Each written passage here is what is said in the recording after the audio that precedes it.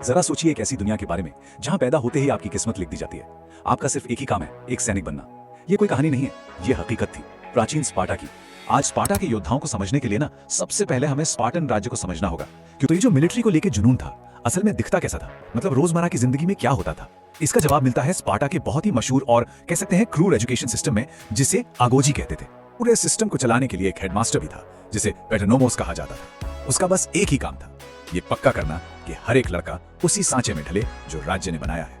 मतलब एक perfect Spartan warrior. Sparta में सिर्फ पैदा हो जाना ही काफी नहीं था, नहीं, हर नए जन्मे बच्चे की जांच होती थी और अगर कोई भी बच्चा कमजोर या ठीक नहीं पाया गया तो उसे टॉगेटस पहाड़ पर मरने के लिए छोड़ दिया जाता था। स्पार्टन की जिंदगी ना एक तरह से किसी फैक्ट्री की असेंबली लाइन जैसी थी। सोचिए, सिर्फ 7 साल की उम्र में लड़कों को उनकी मां से अलग करके पब्लिक बैरकों में भेज दिया जाता था। फिर 12 साल की उम्र से शुरू होती थी कड़ी ट्रेनिंग और ये ट्रेनिंग चलती थी पूरे 30 साल की उम्र तक। तब जाके वो एक फुल सिटीजन, एक पूर्ण नागरिक बन पाते थे और उसके बाद भी 60 साल की उम्र तक उनकी पूरी जिंदगी राज्य की सेवा में ही गुजरती थी। उनकी ट्रेनिंग का जो सबसे अहम हिस्सा था वो था पैनक्रिएशन। अब कहने को तो ये खेल था पर असल में ये जिंदगी और मौत की लड़ाई थी। सोचिए, बॉक्सिंग और रेसलिंग का एक ऐसा खतरनाक मिक्सचर जहां लगभग हर चीज की इजाजत थी। इसका मकसद सिर्फ शरीर को मजबूत बनाना नहीं था बल्कि इंसान की विल पावर, उसकी इच्छा शक्ति को तोड़कर फिर से बनाना था। और ये सब कुछ होता था एक खास मैदान में जिसका नाम था प्लैटिनिस्टस।